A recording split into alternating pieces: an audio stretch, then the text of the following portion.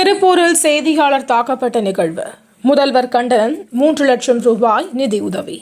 90% omni பேருந்து உரிமையாளர்கள் அரசுக்கு ஒத்துழைப்பு. அமைச்சர் சிவசங்கர் பேட்டி. சிறுமியை கொடுமைப்படுத்திய விவகாரம். திமுக எம்எல்ஏவின் மகன் மருமகள் கைது. தமிழ்நாட்டில் பாஜக ஊடுருவக்கூடாது என நினைத்தவர் ஜெயலலிதா. விசிக தலைவர் திருமாவளவன் பேச்சு. பாராளுமன்ற தேர்தல். மாவட்ட நிர்வாகிகளுடன் நடிகர் விஜய் முக்கிய ஆலோசனை. தமிழகத்தில் சட்டம் ஒழுங்கு கேள்விக்குறியாகியுள்ளது. மத்திய இணையமைச்சர் எல் முருகன் விமர்சனம். சட்டைநாதர் கோவிலில் கண்டெடுக்கப்பட்ட சிலைகள் செப்பேடுகளை கோவிலில் தான் வைக்க வேண்டும். அண்ணாமலை வலியுறுத்தல். அதிமுக தேர்தல் அறிக்கை சூப்பர் ஹீரோவாக அமையும். ஜெயக்குமார் கருத்து. தமிழ்நாட்டில் கழுகுகளின் எண்ணிக்கை அதிகரிப்பு. வனத்துறை தகவல்.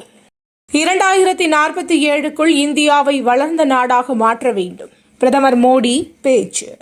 அநீதிக்கு எதிராக இந்தியா கூட்டணி போராடும். ராகுல் காந்தி உறுதி. பிப்ரவரி 13 தமிழகம் வருகிறார் மல்லிகார்ஜுன கார்கே. நாடாளுமன்ற தேர்தல் பணி தொடர்பாக ஆலோசனை. புற்றுநோய் குணமாக கங்கையில் நீராடல். உத்தரகாண்டில் பெற்றோரின் மூட நம்பிக்கையால் பலியான 4 வயது சிறுவன்.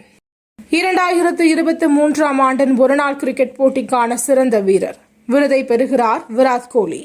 ஆஸ்திரேலிய ஓபன் டென்னிஸ் போட்டி இறுதிப் போட்டிக்கு முன்னேறி அசத்திய போபண்ணா ஜோடி. தினம் தினம் நடக்கும் முக்கிய நிகழ்வுகளை சுருக்கமாகவும் தெளிவாகவும் தலைப்புச் செய்திகள் வழியே அறிந்து கொள்ள QLN நியூஸ் சேனலை சப்ஸ்கிரைப் செய்யவும்.